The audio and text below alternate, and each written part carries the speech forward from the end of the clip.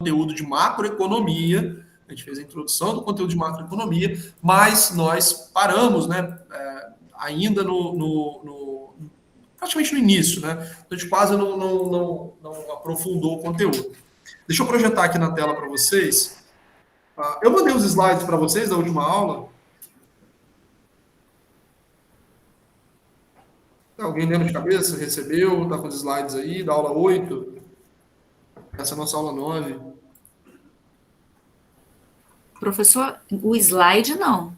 Não, deixa eu mandar aqui rapidinho no WebGIS para vocês. Eu vou mandar como aula 9 já.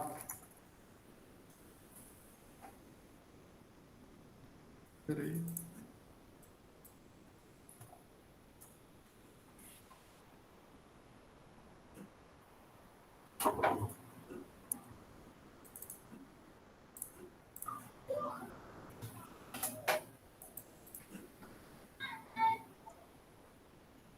Ó, mandei para vocês aí os slides. Daqui a pouquinho está chegando. Vamos começar aqui nossa aula. E eu falei para vocês, pessoal, que na semana passada a gente fala, né, de economia positiva, economia normativa, e eu fiz essa distinção. Né? Economia positiva e normativa, por exemplo, elas são abordagens de um problema econômico, de um fenômeno econômico. Né? Então, a economia positiva, por exemplo, ela tem um olhar mais afastado, mais desinteressado. Foi objeto de prova, né? Nossa.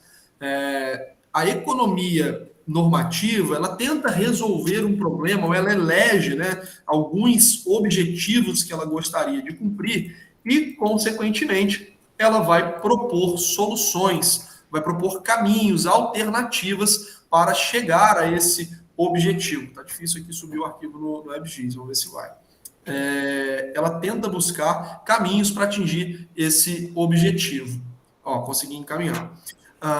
Só que isso são formas de abordagem da economia. Na verdade, em termos de divisão de conhecimento, a gente tem duas grandes divisões. Nós temos a microeconomia, que tem o enfoque mais no indivíduo, mais na unidade, né? Então eu olho para a pessoa, eu olho para a empresa, eu olho para o governo e tento identificar o comportamento individual dessas pessoas. Então, por exemplo, a lei da demanda, ela primeiro faz um enfoque individual, mas a gente pode expandir isso de forma coletiva, né? Então, a lei da demanda vale para o indivíduo, mas vale também para o agregado de indivíduos. A lei da oferta, a mesma coisa. Quando eu estou falando de elasticidade, quando eu estou falando de fatores determinantes da oferta da demanda, estruturas de mercado, às vezes eu estou analisando um produto, um mercado, eu não estou ampliando isso de forma generalizada para uma coletividade, englobando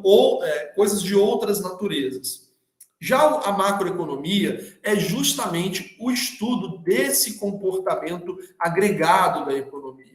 É o estudo do todo. Então, nós temos como divisão de estudo a microeconomia e a macroeconomia. A macroeconomia, ela tem uma preocupação, ela tem um enfoque, como eu falei, mais coletivo, agregado. Então, ela olha, por exemplo, para o que nós chamamos de questões nacionais. Então, a moeda é uma questão nacional, porque ela engloba todo o país, todas as transações de todos os bens, a taxa de juros, a inflação, o desemprego, o desenvolvimento econômico como um todo.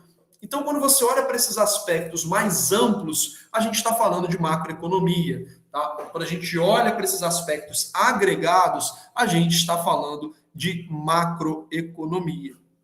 E nós iniciamos, na semana passada, o nosso estudo de macroeconomia, fazendo uma definição do que significa a macroeconomia. A gente falou o seguinte: enquanto a microeconomia estuda a formação de preços no mercado, ou seja, o funcionamento do mercado de um determinado produto ou grupo de produtos, analisando o comportamento de compradores e vendedores, ou seja, eu estou falando justamente desses indivíduos que a gente vai aglutinando. A macroeconomia estuda a economia como um todo, analisando o comportamento de grandes agregados.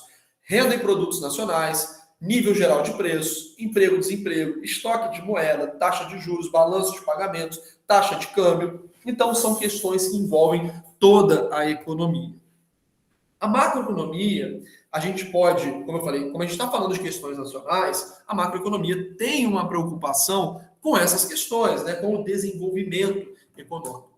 E o desenvolvimento econômico, o que significa desenvolvimento econômico? Aí a gente tem duas abordagens, né? Só para a gente falar dessa preocupação da macroeconomia, a grande preocupação da macroeconomia é o desenvolvimento econômico, tá? O desenvolvimento econômico, ele tem dois aspectos. O aspecto quantitativo e ele tem um aspecto qualitativo. O aspecto quantitativo tem a ver com a produtividade. A melhor medida desse aspecto quantitativo é o que nós chamamos de PIB, que é o Produto Interno Bruto.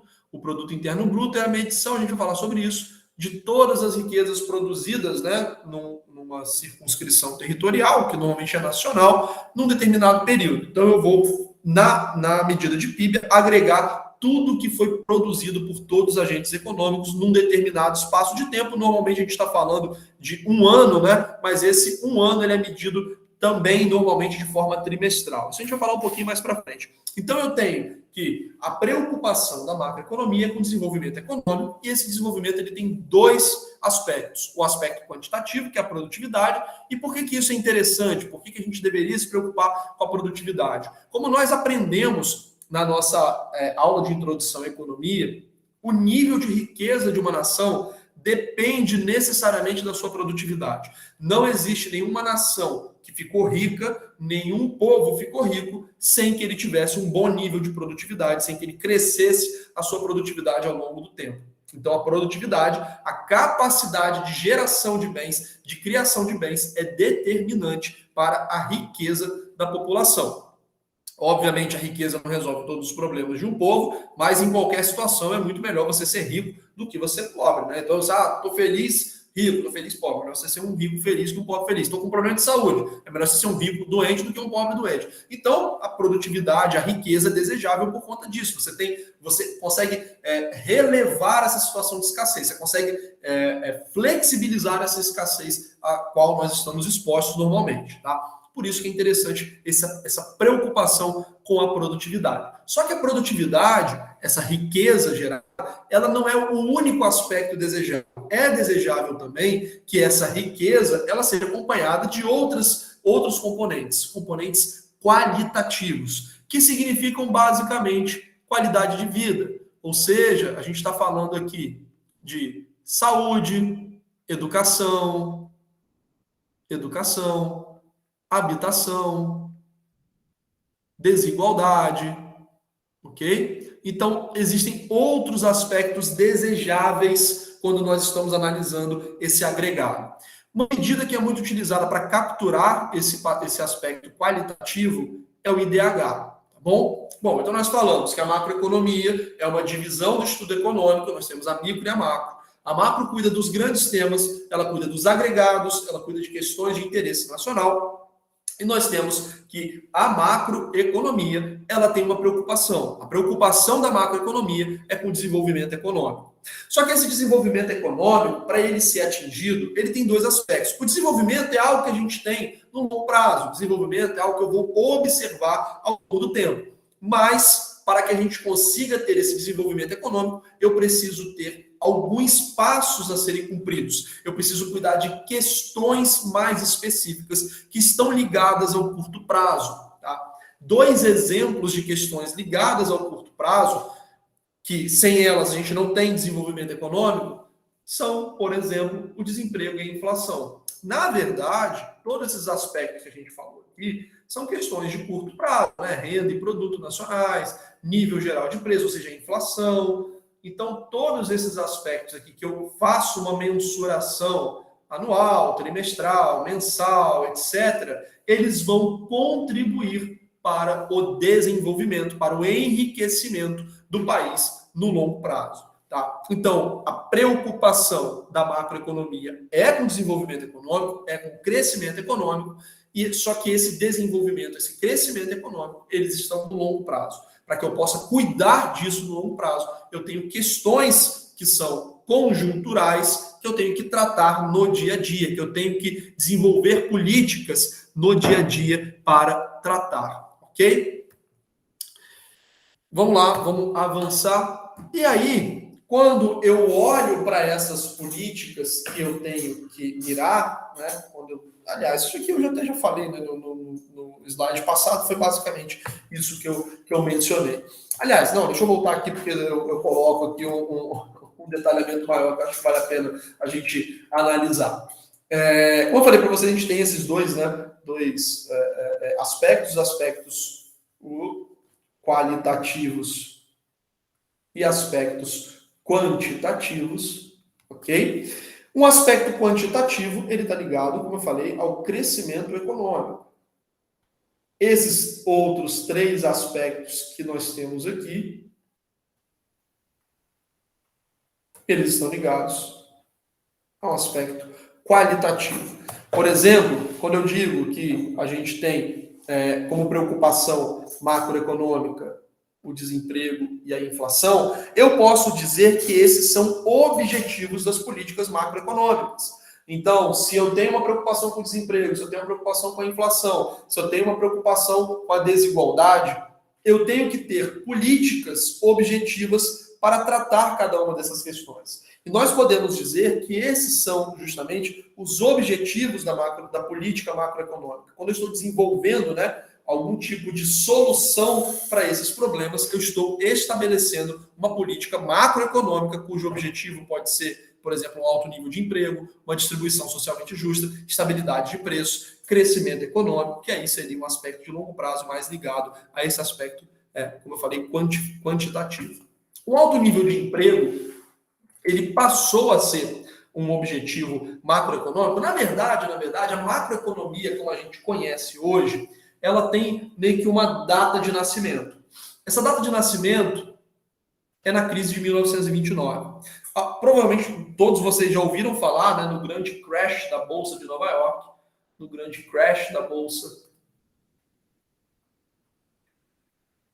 que posteriormente trouxe uma crise econômica conhecida como Grande Depressão. Nós temos duas grandes crises econômicas no período moderno.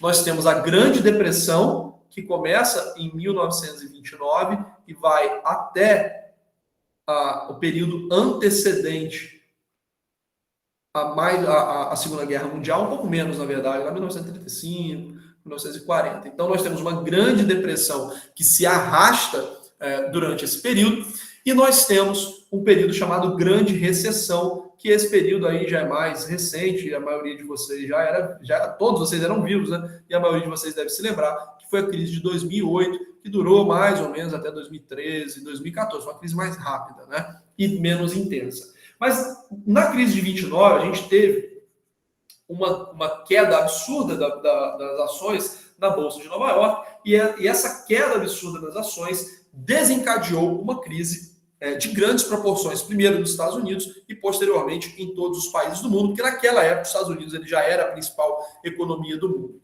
Tá? E naquela época havia uma crença de que o papel do Estado na economia era de fazer pequenas intervenções e principalmente intervenções que garantissem o livre mercado. Então, naquela época, não havia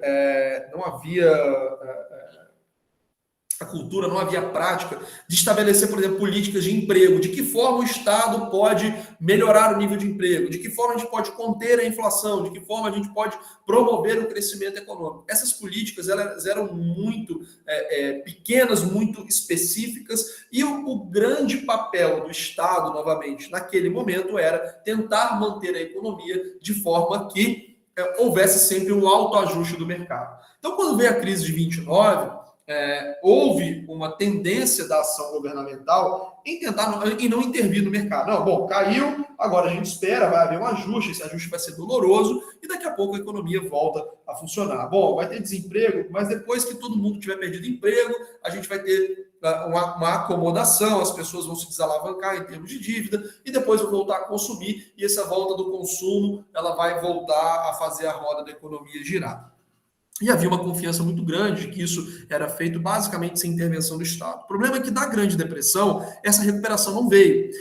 entrou naquele momento, as economias entraram numa espiral negativa em que a crise retroalimentava indicadores negativos. Então você tinha um problema, esse problema causava outro, causava outro, trazendo pessimismo, e as pessoas simplesmente, e as economias simplesmente não conseguiam reagir. Naquele momento, um economista britânico chamado John Maynard Keynes, ele traz algumas inovações para dentro da macroeconomia, propondo um papel mais ativo do Estado. O Estado ele deveria intervir mais pesadamente, de forma a conseguir conter os efeitos dessa crise, e uma das principais atuações do Estado naquele momento seria através da geração de empregos, seja de forma direta, contratando pessoas, seja realizando obras, criando companhias, criando mercados que não existiam, para justamente contratar pessoas, e essas pessoas poderiam voltar a consumir e aí sim retomar esse crescimento econômico. Então, a partir de 1929, com os efeitos da crise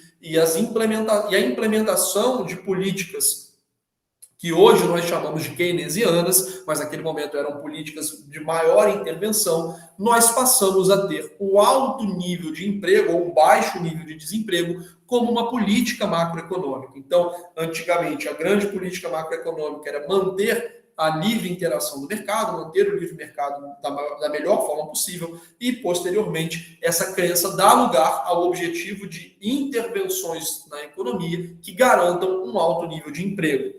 Então, hoje, por exemplo, uma das políticas que visa ter um alto nível de emprego é uma política de juros. A definição de juros, que consequentemente tem seu aspecto da inflação, vão de alguma forma influenciar no nível de emprego. Tá?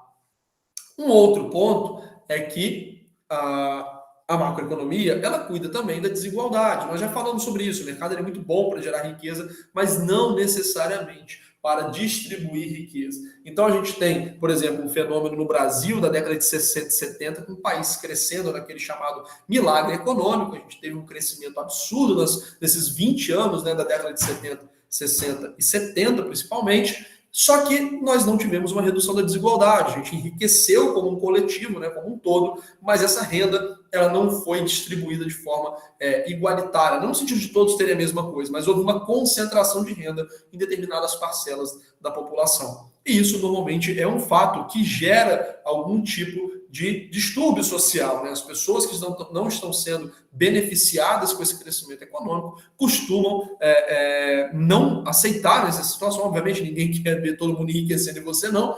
E aí existe uma pressão por maior igualdade e, posteriormente, foi se percebendo que muitas dessas medidas de igualdade econômica acabam lá na frente por contribuir com um melhor crescimento.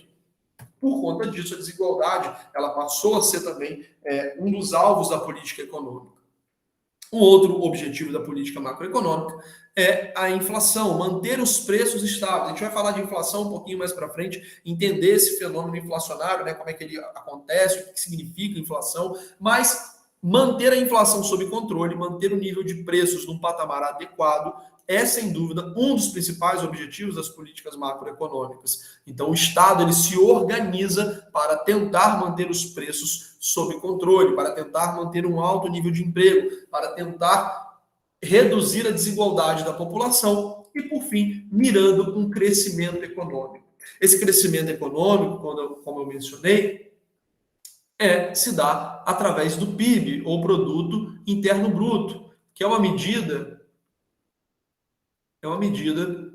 de produtividade da economia, né? Qual é a produtividade que nós temos ano a ano, né? O que nós produzimos ano a ano. Então, o PIB ele tenta medir basicamente tudo, né? Desde esse mouse, passando pelos serviços, né? Essa parte educacional, passando por pão, passando por carro, então, tudo que é feito na economia. E nós temos algumas medidas para analisar esse crescimento econômico. Uma delas é o PIB, a outra é a renda. A outra é a renda per capita, a outra é o PIB per capita, tá? E aí, pessoal, é interessante fazer um parêntese, porque muitas vezes a gente acha o Brasil um país muito rico e um país muito desigual. Eu já falei isso para vocês, né? É verdade, o país é muito desigual, mas é mentira que a gente seja um país muito rico. A gente tem essa impressão de que o Brasil é um país rico, porque nós temos muitas pessoas aqui, né? Somos 200 milhões de brasileiros. Então, se tiver 200 milhões de brasileiros consumindo pouco, isso já é bastante coisa, são 200 milhões de pessoas. É mais ou menos o que acontece com a China.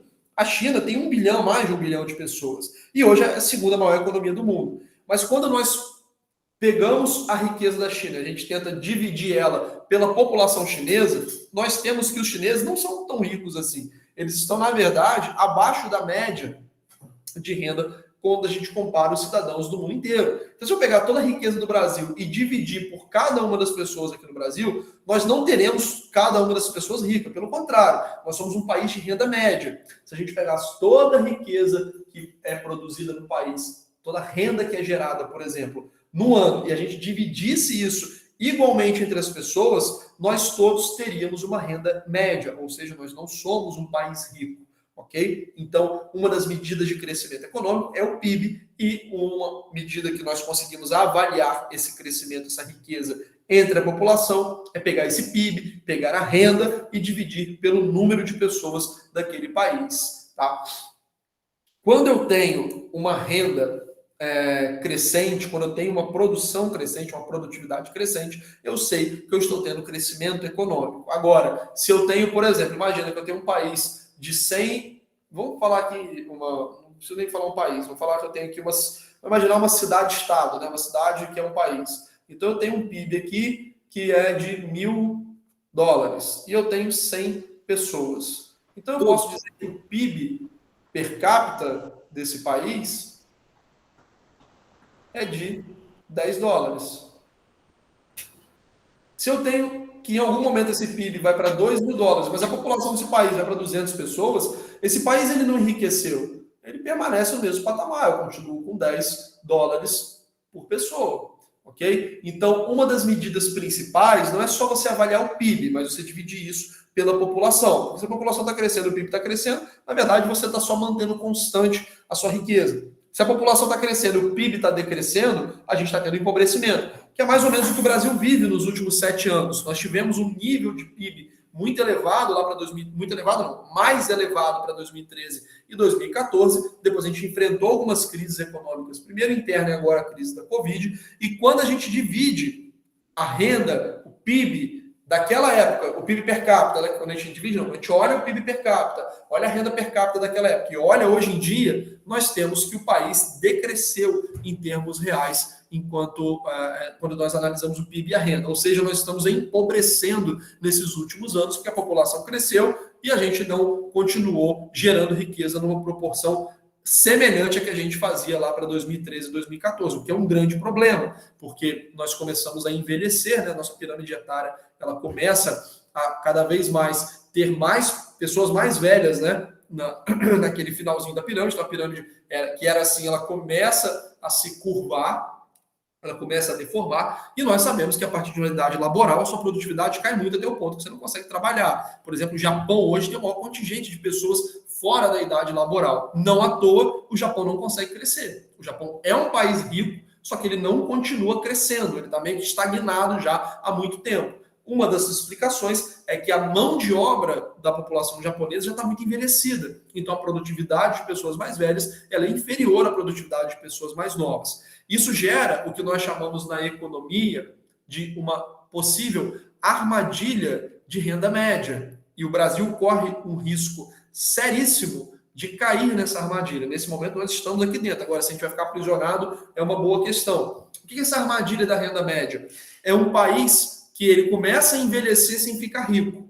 Então, ele tem uma população que tem uma renda média, só que ele não consegue progredir. O problema, como eu falei, é que se essa população envelhece, nós vamos provavelmente permanecer com uma renda média ao longo aí de muitos e muitos anos, até que eventualmente haja uma ruptura tecnológica que permita um enriquecimento súbito, mas existe uma grande chance do Brasil ele envelhecer, ter uma população mais envelhecida e a renda média da população permanecer estagnada num patamar mediano, né, quando a gente olha outros países. Então a gente corre o risco sério de não enriquecer e aí isso fica muito mais difícil quando a população está envelhecendo. Então, uma política de crescimento econômico, óbvio, combater a desigualdade é importante, um alto nível de emprego, inflação, tudo isso se comunica com o crescimento econômico, mas políticas de crescimento elas são bastante urgentes para o país. O país precisa se desenvolver, ele precisa crescer, e aí a gente sair dessa armadilha na qual nós estamos hoje.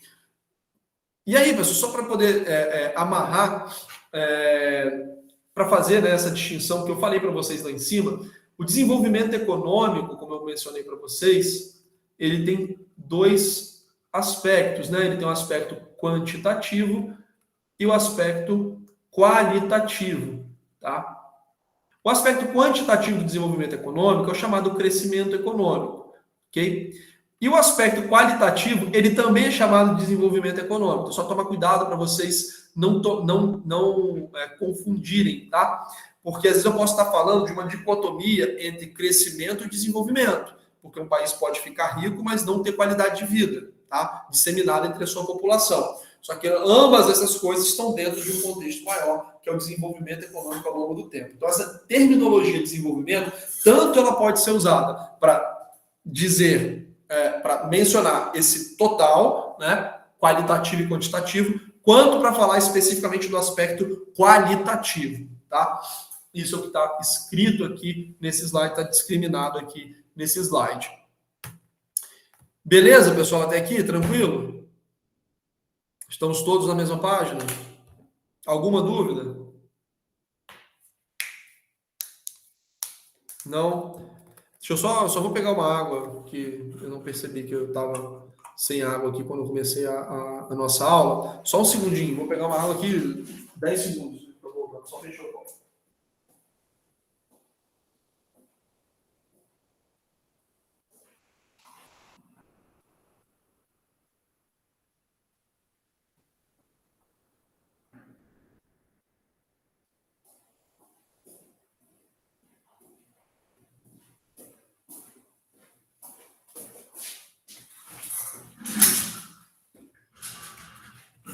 Vamos lá. E aí, para a gente conseguir, então, eu tenho objetivos, né, macroeconômicos, eu sei que eu preciso, eu tenho objetivos macroeconômicos, eu sei que eu preciso atingir esses objetivos, mas na prática, como é que o Estado, como é que essas engrenagens, elas se movem para atingir esses objetivos? Ah, Igor, legal, você está falando que a gente tem que ter um nível de desemprego baixo, né? Ou a mesma coisa que significa, né? Ter um alto nível de emprego. Como é que eu faço isso, né? Como é que na prática o Estado ele vai se movimentar para conseguir chegar a esses objetivos, a esses pontos de chegada.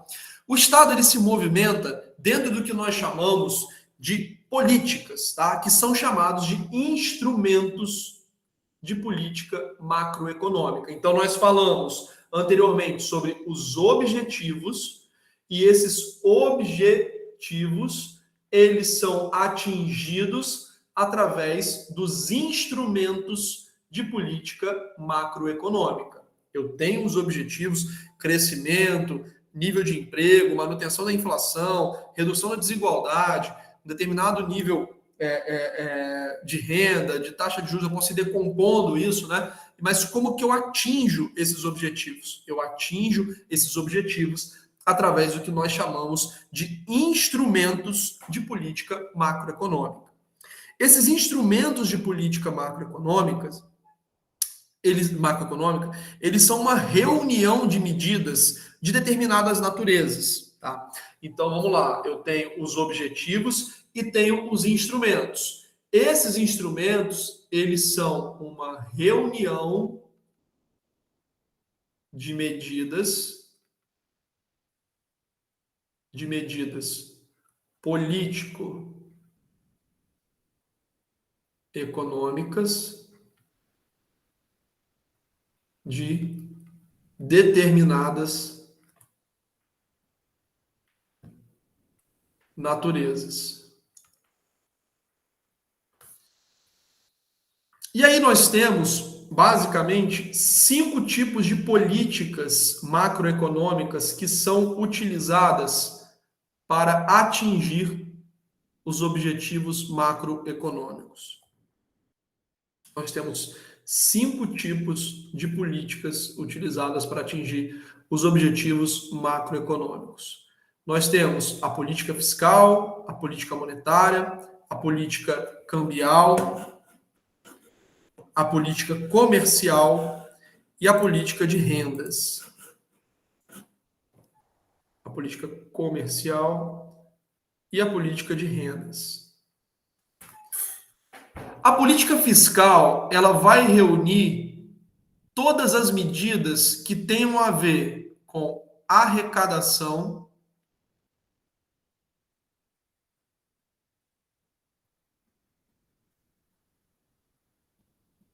e gastos. Ou melhor,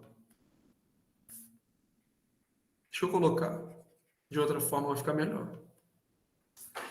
A política fiscal, ela tem a ver com todas as medidas do Estado que envolvam receitas e despesas.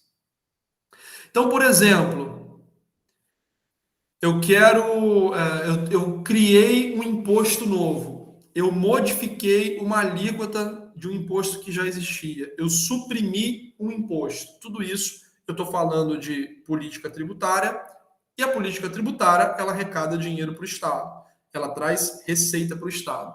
Então, se ela traz receita para o Estado, a política tributária, ela pode ser uma política fiscal. Ela normalmente é uma política fiscal. Então, a política fiscal, ela tem como componente aqui a política tributária.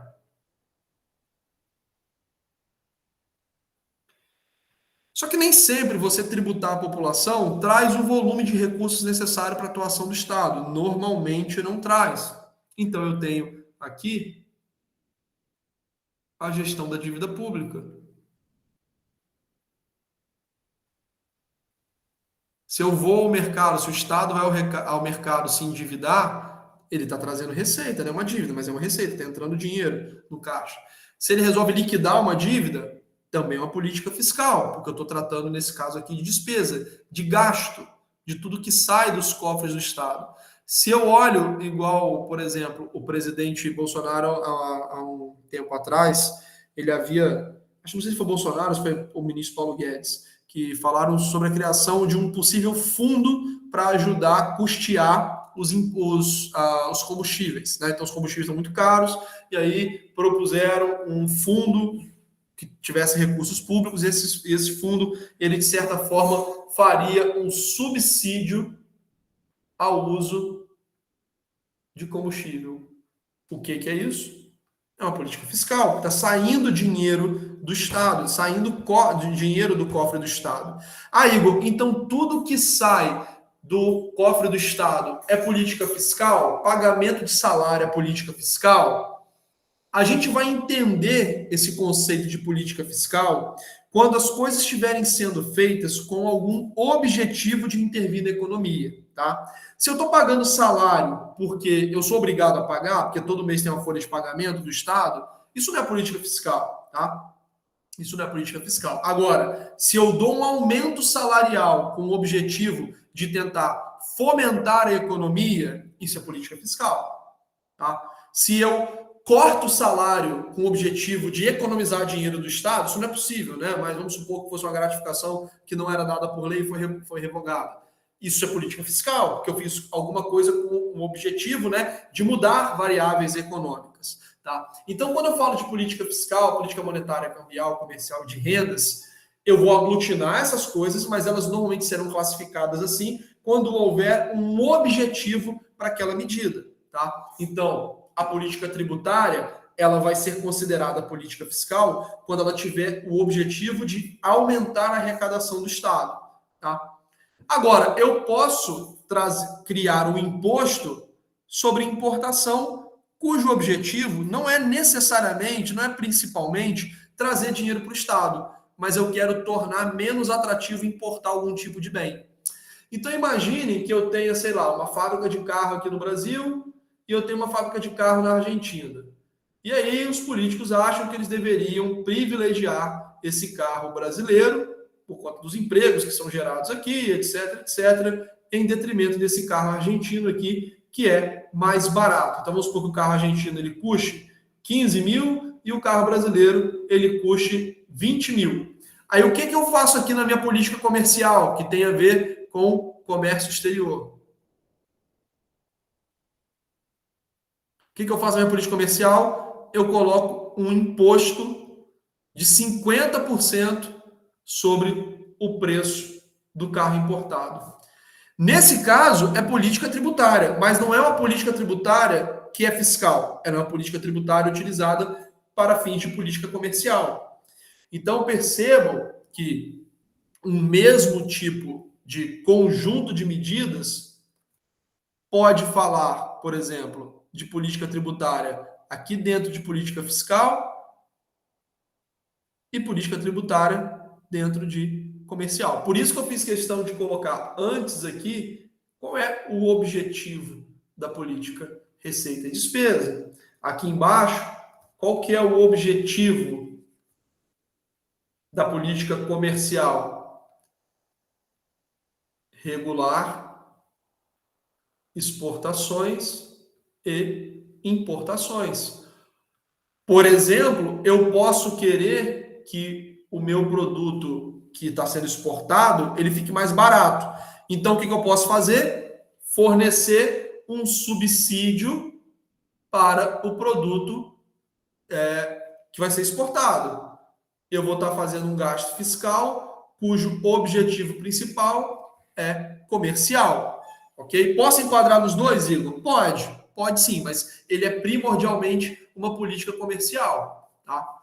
A política monetária, ela tem a ver com taxas de juros,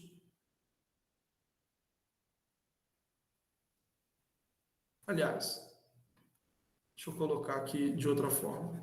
A política monetária, ela tem a ver com moeda, taxa de juros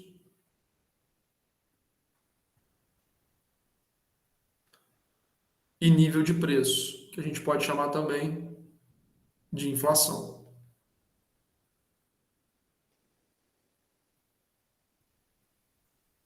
Por exemplo, o Banco Central, a gente está tendo um aumento forte da inflação nos últimos meses. Como é que o Banco Central ele combate a inflação? A gente vai entender isso um pouquinho mais para frente, o mecanismo pelo qual isso acontece. Mas como é que o Banco Central ele combate a inflação?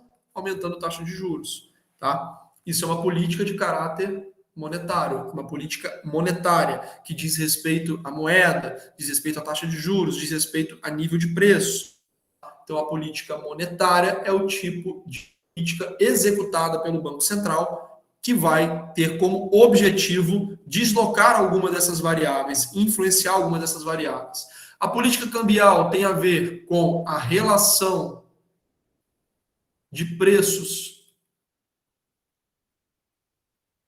entre o real versus uma moeda estrangeira. Então, o dólar está subindo muito, o que eu posso fazer para tentar segurar um pouco o preço do dólar? O dólar está caindo muito, o que eu faço para tentar jogar o nível de dólar para cima? Ou qual é o melhor regime cambial? Um regime de intervenção ou um regime de livre flutuação? Tá? Mas toda vez que eu estiver tentando influenciar o nível de preços do real frente a outras moedas, eu vou estar executando a política cambial. E por fim, a política de rendas, ela tem a ver com a remuneração ou as receitas da população. Normalmente, uma política de rendas está falando de salário, tá? Mas eu posso estar falando, às vezes, de lucros, posso estar falando de aluguéis, ou, basicamente, políticas de remuneração dos fatores de produção, tá? Então, nós temos esses 5 instrumentos, essas 5 reuniões, de medidas de políticas econômicas, ou uma reunião de 5 medidas de caráter político-econômico que vão buscar atingir os objetivos da macroeconomia. Pessoal, tranquilo até aqui? Beleza? Alguma dúvida até aqui?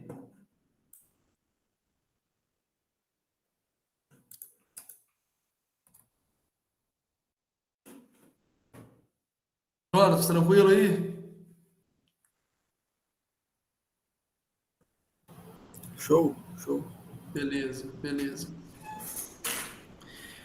Bom, pessoal, caminhando aqui agora para mais um conteúdo pertinente à nossa área de macroeconomia, nós vamos falar um pouquinho sobre essa medição que é feita. Deixa eu só ver até que ponto eu trouxe para vocês.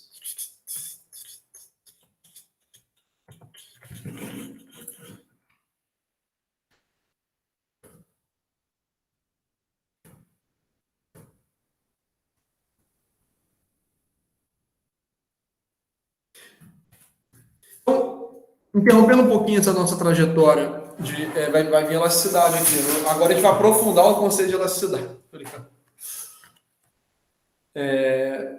Como eu falei para vocês, o PIB, né, é a principal medida de crescimento da nossa atividade econômica. Mas o PIB é a própria atividade econômica, né? É o nível de atividade econômica que nós estamos. Então, quando esse PIB sobe, a atividade está crescendo, quando o PIB cai, a atividade está caindo, está diminuindo, está desacelerando. Tá?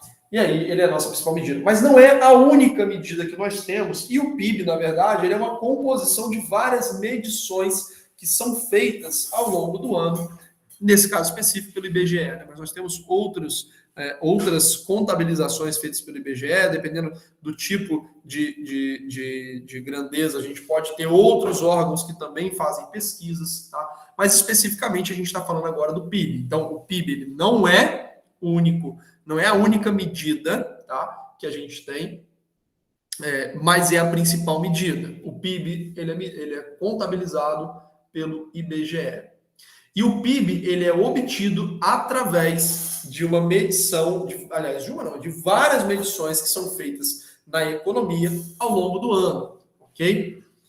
E como é que esse PIB ele é apurado? Esse PIB ele é apurado através das transações, da medição das transações em que nós consideramos apenas bens e serviços finais. Tá? Então, como é que o PIB é medido? Como é que eu meço o crescimento de um país? Como é que eu meço o crescimento da economia de um país? Eu vou medir a quantidade de bens e serviços finais que são produzidos ou consumidos num país. O que é um bem e serviço final? Imagina o seguinte, é o melhor exemplo que tem, são dois exemplos fáceis da gente entender. Imagina o carro, tá? Imagina o carro. Quando você paga pelo carro, vocês percebem que meu desenho de carro está na década de 60, 70, né? Você desenha esses carros modernos não, com esses designs mais arredondados. Então, isso vai ficar esse desenho quadrado aqui de um Chevrolet, um Corvette, não, nem sei, uma Opala, nem sei carro é esse. Mas, enfim, imagine um carro. Quando você vai comprar um carro, você está pagando um preço por ele. Vamos supor que esse carro aqui custe 50 mil. Ok? Quando você está comprando o carro, esse carro, por exemplo, tem pneu, ele tem vidro, ele tem couro dos bancos, ele tem sistemas elétricos. E o preço dele, obviamente, reflete isso tudo, né? Você está pagando pelo carro, 50 mil carro, mais 5 mil de pneu. Não, 50 mil já está contando os pneus que ele tem, certo? Então, imagina que esse carro aqui é um carro 0 km. E aí você tem pneus também que são 0 km, foram produzidos para serem vendidos dentro desse carro. Agora imagina se na hora de contabilizar os bens que são produzidos, a gente fizer o seguinte, bom, eu tenho um carro aqui, 50 mil, e tenho aqui a empresa que fez o pneu, né, a indústria de pneus, que produziu 20 mil reais em pneus que iriam para carros. Bom, se eu contabilizar isso aqui, eu vou botar 20, não, vou botar 2, né, 20 que é um pneu só desse carro. 2 mil reais. Então aqui eu tenho 52 mil reais de produção realizada. Não, porque esses 50 mil, eles já englobam os 2 mil reais de pneu. Então, quando você compra o carro, está pagando pelo pneu. Então, ao invés de eu contabilizar o pneu que foi produzido, eu vou contabilizar só o carro. Senão, eu vou ter que contabilizar todas as unidades de produção da economia, né? Para, obviamente, não ter uma redundância de cálculo, mas principalmente para você ter um esforço de contabilização muito menor, a gente vai olhar só para os bens e serviços finais, porque eu já pressuponho que eles estão contemplando a cadeia produtiva anterior. A mesma coisa quando a gente fala de um pãozinho, né? Então, eu tenho aqui um pão francês. Eu tenho aqui um pão francês e esse pão ele leva leite, fermento, sal, açúcar, ovos, etc. Ao invés de eu medir quanto de leite tem aqui, quanto de sal, quanto de açúcar, eu meço só o pão e já sei que ele correspondeu a uma determinada produção desses outros bens, tá? Então, por isso que nós falamos que o PIB, ele é uma medida dos bens e serviços finais produzidos por uma economia, porque não faz sentido eu sair contabilizando tudo, eu vou contabilizar só o produto final. E esse PIB, ele pode ser medido através de 3 óticas. A ótica da oferta, que significa a produção, a ótica da demanda, que é mais ou menos o custo de aquisição, por exemplo, isso aqui é 50 mil, é o custo de aquisição, certo?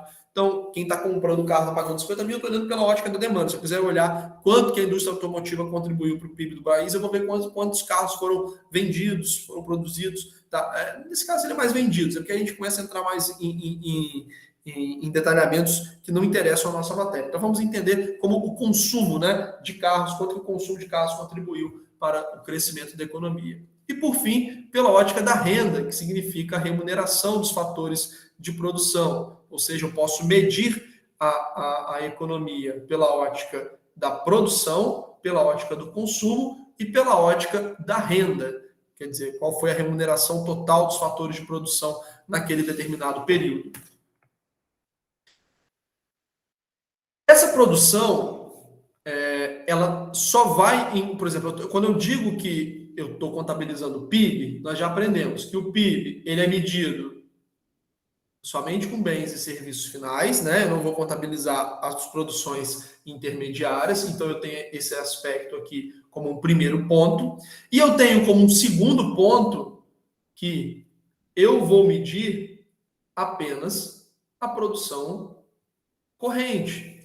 Tudo que foi produzido num outro PIB, ele virou estoque, caso ele não tenha acabado. Por exemplo, pão eu comi e acabou. Mas o carro não acabou, certo? O carro não acabou. Então, se eu estou tendo alguma transação de um carro que foi criado no ano anterior, foi produzido no ano anterior, imagina que eu tenho um carro que saiu da fábrica em 2019. Imagina esse carro ele ser contabilizado para 2020. Não faz sentido, né? Porque ele já está contabilizando em 2019. Ele saiu daqui e foi vendido aqui. Então ele entra nas 2 contabilizações. Não, ele vai entrar somente no ano em que ocorreu aquela produção. Tá? Então, tudo que não foi totalmente consumido no ano anterior vira estoque, basicamente como contabilidade, né, pessoal? Então, eu tenho o estoque de uma empresa que ele tem um tratamento separado pela contabilidade. Então, eu tenho a medição somente por bens e serviços finais, eu meço apenas a produção corrente e, normalmente, eu vou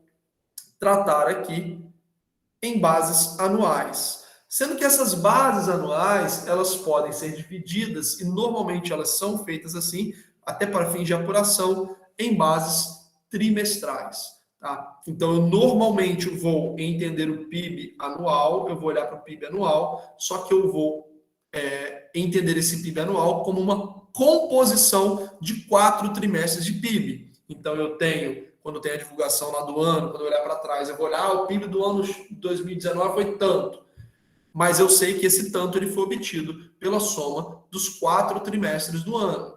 Ok? Então, nós temos essas 3 características. Por fim, não são consideradas transações apenas de caráter financeiro, já que não houve uma adição ao produto real da economia. Então, por exemplo, transações de bolsa de valores. Isso não tem efeito para o PIB. Tá?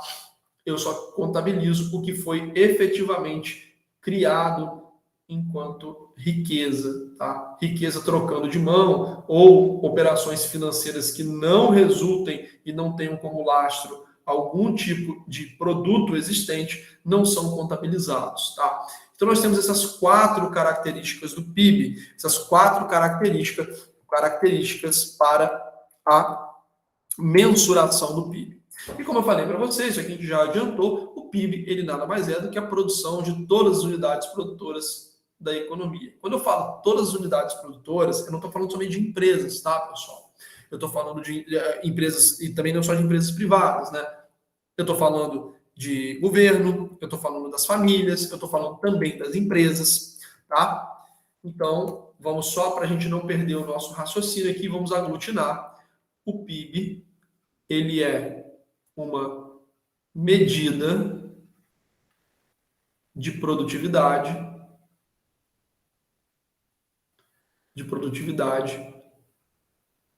da economia.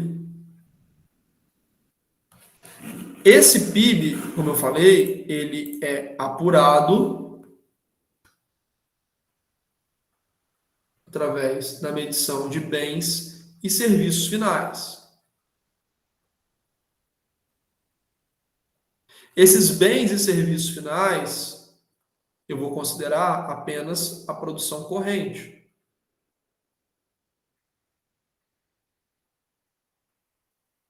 Ou seja, eu desprezo os estoques. Eu vou pegar normalmente um período de tempo anual ou trimestral. E eu não considero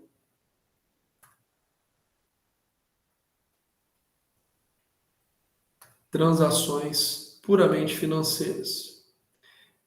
Esse ponto aqui dos estoques ele é interessante porque uma das coisas que vocês não podem fazer a partir da minha aula, né, a partir do momento que vocês tiveram aula de economia política, é confundir estoque com fluxo. Fluxo é algo contínuo, é algo que se renova. Por exemplo, o PIB ele é uma medida de fluxo, ok? O PIB ele é medido do que foi produzido todo ano. Então, todo ano eu tenho uma medida. Um outro tipo de medida é a renda, é a medida de fluxo. Todo mês, todo determinado período, eu tenho uma renda, né? Não somente todo mês, mas toda semana, todo trimestre, todo bimestre. Então, eu tenho aqui como medida de fluxo. O PIB é uma medida de fluxo. A renda é uma medida de fluxo. E o que é a medida de estoque? A medida de estoque, por exemplo, é uma dívida. Dívida é estoque, está acumulada. Pagamento é um fluxo, né? Pagamento é um fluxo. Outra medida de estoque é riqueza acumulada, patrimônio. Né? Então, patrimônio é uma medida de estoque. Por que eu estou falando que vocês não podem confundir isso? Um dos raciocínios mais simplórios da economia é tentar resolver problemas de fluxo através de estoque. Uma das coisas clássicas que a gente tem em relação a esse erro, né, esse desconhecimento, não que a gente não possa propor isso de maneira consciente, mas normalmente quem propõe isso que eu vou falar agora confunde fluxo com estoque. Por exemplo, nós temos um país muito pobre, e nós temos muita gente rica, né? Então eu tenho pessoas bilionárias no Brasil enquanto eu tenho pessoas pobres. Só que a pobreza é um fenômeno normalmente ligado à renda, à incapacidade de gerar renda em patamares adequados, em patamares que tornem aquela pessoa, que forneçam àquela pessoa um tipo de condição de vida adequada. Então, quando eu falo que o Brasil é um país pobre, que de pessoas pobres, apesar da gente estar falando de riqueza que tem a ver com estoque, mas eu quero dizer que o que classifica essas pessoas como pobres, normalmente é a sua incapacidade de geração de renda no patamar adequado. Então, por exemplo, vamos tributar grandes fortunas que a gente resolve o problema da riqueza, da pobreza. A questão é que as pessoas que são ricas, a maioria delas é rica não apenas por uma questão de acumulação de patrimônio, mas porque esse patrimônio ele é constantemente abastecido por renda. Então, eu tenho um patrimônio que é constantemente abastecido por renda. Porque se você pegar a maioria das pessoas que têm patrimônio e simplesmente não gerar mais renda, esse patrimônio é dilapidado e a gente vai empobrecendo ao longo do tempo. Tá? Então, tributar patrimônio acumulado, por exemplo, tributar grandes fortunas para resolver problema de pobreza, provavelmente não vai funcionar, porque a pobreza tem a ver com a renda. Então, beleza, a gente pegou aqui os grandes os bilionários, tributou e aí dividiu esse dinheiro aqui entre a população. Daqui a alguns anos, se essas pessoas não forem capazes de gerar renda, elas vão voltar a ser pobres. Tá? Então, confundir estoque e fluxo é um erro muito comum, mas sempre que a gente estiver tratando, né, de grandezas econômicas, é bom fazer essa distinção. Eu estou diante de um fluxo ou diante de um estoque? Eu estou com um problema aqui de fluxo ou com um problema de estoque? Tá? E aí a gente vai conseguir. Às vezes um problema agrava o outro. Né? Então, por exemplo, eu tenho uma dívida e a minha renda é insuficiente, eu vou aumentar minha dívida. Mas o problema maior é a dívida ou a renda? Provavelmente é a renda, que está baixa. Né? E aí você gera esse ciclo vicioso, ok? Bom, só para a gente não perder o fio da meada. A gente já está caminhando aqui para o encerramento. Então, o PIB ele é uma medida de produtividade da economia, que significa a medição de bens e serviços finais num determinado período, considerando apenas produção corrente, ok? E não considerando transações puramente financeiras. Para a gente continuar avançando no nosso entendimento, a gente faz uma distinção de PIB nominal e PIB real. Então, eu tenho... Porque, olha só, se eu estou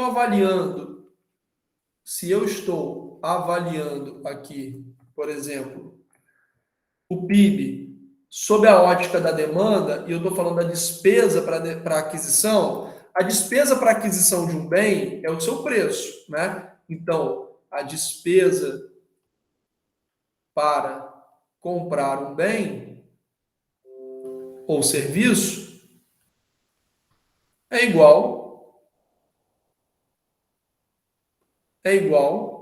o preço que eu pago, ok? Se eu meço a evolução do PIB pelos preços, eu tenho um problema. A inflação, ela causa distorção no crescimento do PIB. Como assim, Igor? Imagina que eu tenho uma economia, para simplificar, tá? Eu tenho uma economia que ela só tem um tipo de produto, que custa R$100. E eu produzo 10 unidades desse produto. Significa que eu tenho um PIB anual de R$1.000, ok? Então, eu tenho uma economia que tem uma produtividade de 10 produtos ao longo do ano e que cada produto custa R$100. Vamos supor que tenha havido um problema naquela economia e a inflação ela acelerou muito e aí os preços passaram para R$150. Eu continuo produzindo 10 unidades e aqui eu tenho um preço total medido pelo PIB sob a ótica da demanda de R$1.500. Vai ficar parecendo que a gente teve um crescimento de 50% na produtividade.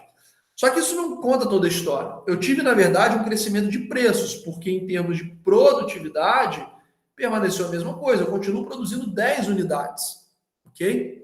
A gente converte essas unidades para preço, porque é mais fácil você contabilizar assim, né? Como é que eu vou falar? Imagina eu dar o número do PIB do Brasil. A gente produziu 1 bilhão de pães franceses, a gente produziu 50 milhões de tijolos, e, bom, aí você não consegue contabilizar nada, por isso que a gente transforma em preço. Mas o que importa é o que está sendo gerado, né? São os produtos e serviços que estão sendo gerados.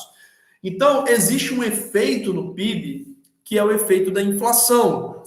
Se eu tiver uma mesma produtividade, mas eu tiver mudança nos preços, eu vou ter uma mudança do PIB. Só que o que está mudando aqui é o que a gente chama de PIB nominal, que é aquele PIB que incorpora a inflação, incorpora o aumento de preço. Só que o aumento de preço sem aumento de produtividade não vale de nada, né? Então, ao olhar o PIB, eu sei que ele normalmente está sendo contabilizado em valores nominais. Para que eu possa ter uma dimensão sobre o que de fato está sendo gerado na economia, eu tenho o conceito de PIB real. O que é o PIB real? O PIB real nada mais é do que o PIB nominal descontada a inflação. Então, o PIB real, ele vai mostrar qual foi a produtividade adequada, perdão, a produtividade observada, retirado o efeito monetário, tá? Então, o PIB real ele é igual ao PIB nominal descontada a inflação. Igor, não entendi nada. Vamos ver como é que isso se dá na prática. Deixa eu criar só um... Deixa eu criar um slide em branco aqui para a gente...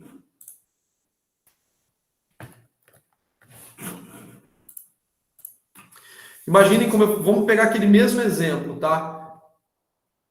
De um país e medir o PIB dele por aspectos nominais, tá? Então, eu tenho aqui produtos que foram criados, eu tenho aqui o preço,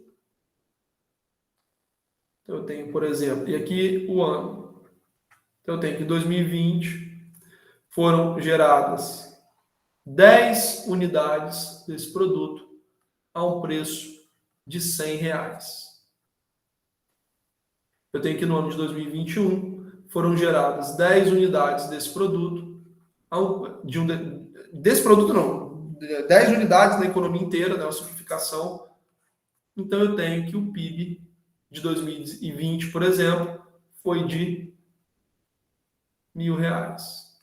E aqui eu tenho que o PIB de 2021 foi de R$1.500.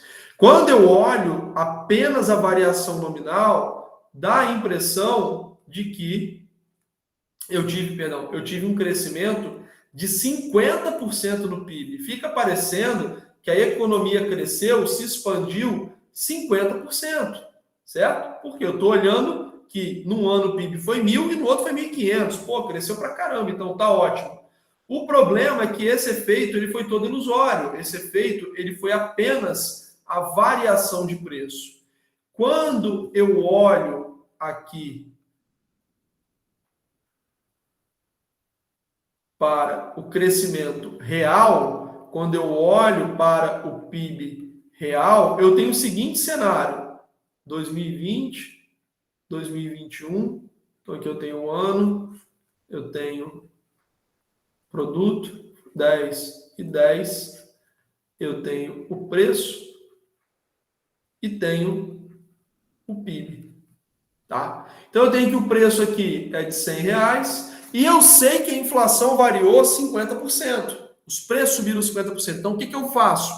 Eu pego essa variação de preço e reduzo. A operação matemática de volta é um pouquinho diferente, tá? Ela não vai bater só para simplificar a explicação. Se eu fizer uma redução na volta, eu estou incidindo sobre a base maior, ainda a base menor, tá? Então tem uma diferença.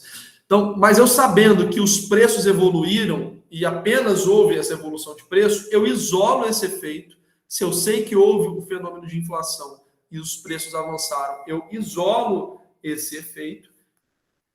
O produto ele continua a preços que nós chamamos constantes do ano de 2020 e eu tenho novamente o preço de R$100. E aí eu sou capaz de dizer que o PIB de 2020 foi de R$1.000 e o PIB real ou o PIB a preços constantes de 2020 também foi de R$1.000. Ou seja, o crescimento de PIB foi, na verdade, de 0%. Enquanto essa medida nominal ela me dá um crescimento de 50%, o PIB real ele me dá uma medida exata de que, na verdade, não houve crescimento. Ah, Igor, por que então a gente não mede só o PIB real? Porque a inflação ela é um fenômeno contínuo. E aí eu teria um problema para poder saber a partir de que ponto, então, eu vou contar o PIB. De que ano? Ah, vai ser 2020, 2019, 18, 16, mas por que tal período e não outro? E que um outro ponto é que, normalmente, em países estabilizados, a inflação ela é muito baixa. Então, a inflação em países normais, ela está em 1%, 2%. Isso, no fim das contas, não faz tanta diferença assim, tá? Para a apuração do PIB. Não faz tanta diferença assim para a apuração do PIB. Só que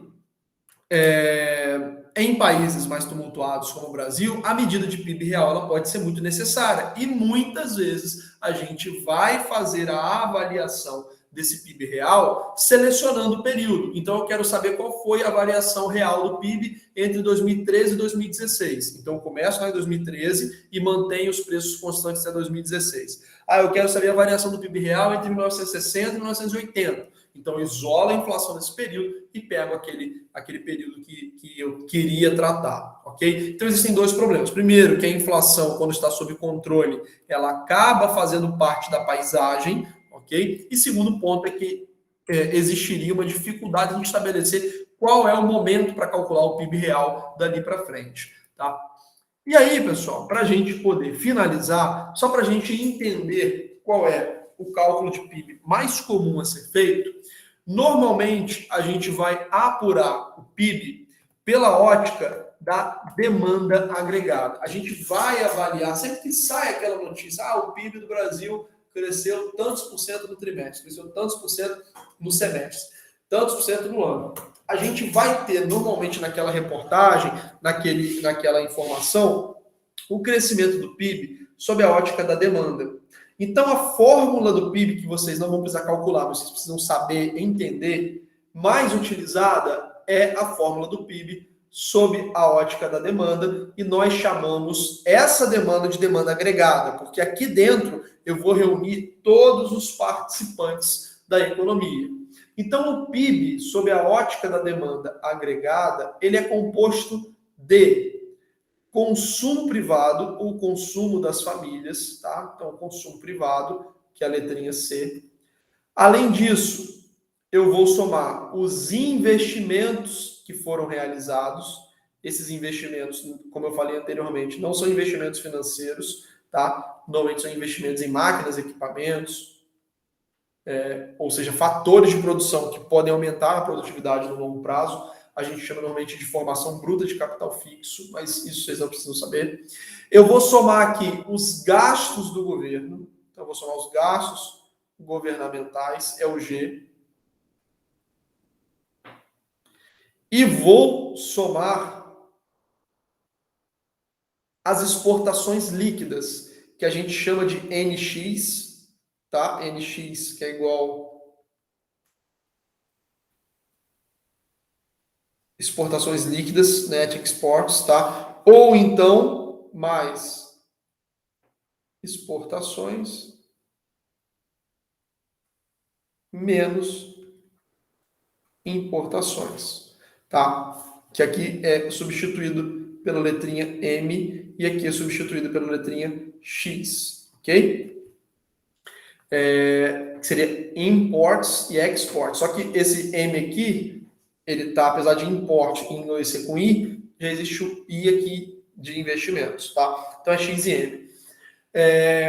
Por que eu faço essa exportação e importação? Porque quando eu estou exportando, eu estou trazendo dinheiro, eu estou vendendo para fora e estou trazendo dinheiro para cá. Então está vindo dinheiro, está vindo renda para dentro do país. Quando eu estou importando, eu estou consumindo, e na verdade não é nem exatamente por isso, é porque o produto foi produzido aqui e levado para fora, né? Então eu estou olhando pela ótica da demanda, tá bom? Então ele foi produzido aqui, levado para fora, entrou dinheiro, o preço foi pago para a gente. Quando eu estou importando, o produto foi produzido lá fora, além disso eu estou jogando dinheiro para lá, ok? O produto foi produzido lá fora, então eu não posso contabilizar como uma riqueza, mas além disso eu estou despachando renda para fora do país. Então por isso que o PIB, ele possui essa diminuição da importação dentro do cálculo da exportação. Então eu pego tudo que eu vendi para o exterior e tiro desse valor as importações. Igor, se o resultado aqui for negativo, se eu exportei 100 bilhões e eu importei 200 bilhões, então ele vai entrar na fórmula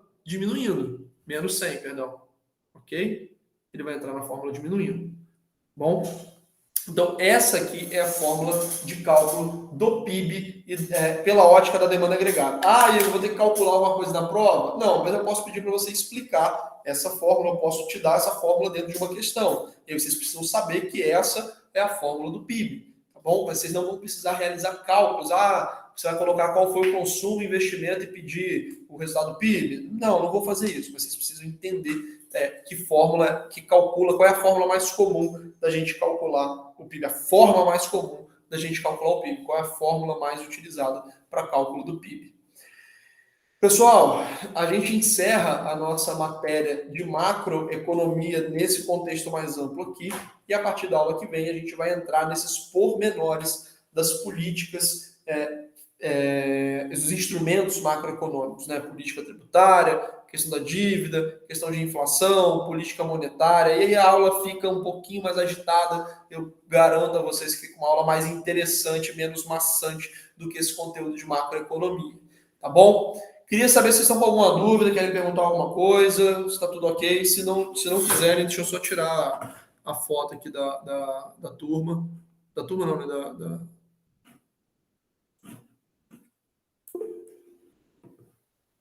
Pô, que bom então, Antônio. Eu gosto de macro, mas essa parte introdutória ela é bem chatinha, pra ser bem sincero. A parte mais interessante de macro são as políticas macroeconômicas. Aí é bem legal.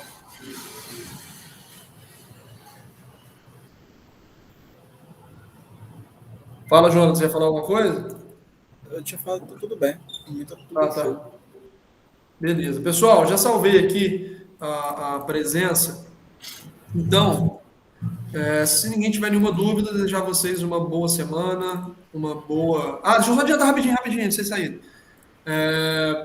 Eu falei para vocês que a gente teria um trabalho, tá? Na nossa A2, e o trabalho da A2 ele vai envolver alguma das políticas macroeconômicas, tá? Então eu vou passar para vocês, não agora, mas já adiantando, né, um trabalho pedindo que vocês façam uma resenha, uma redação falando de alguma das políticas macroeconômicas, política fiscal, monetária, cambial, que vocês quiserem tratar dentro desse contexto. Vai ser o trabalho valendo nota para A2, valendo 2 pontos para A2, mas vocês vão ter tempo para poder fazer. Normalmente eu peço essa entrega uma semana antes ou junto da A2, tá bom? Mas eu passo detalhes para vocês ao longo até a próxima semana, tá bom? Beleza?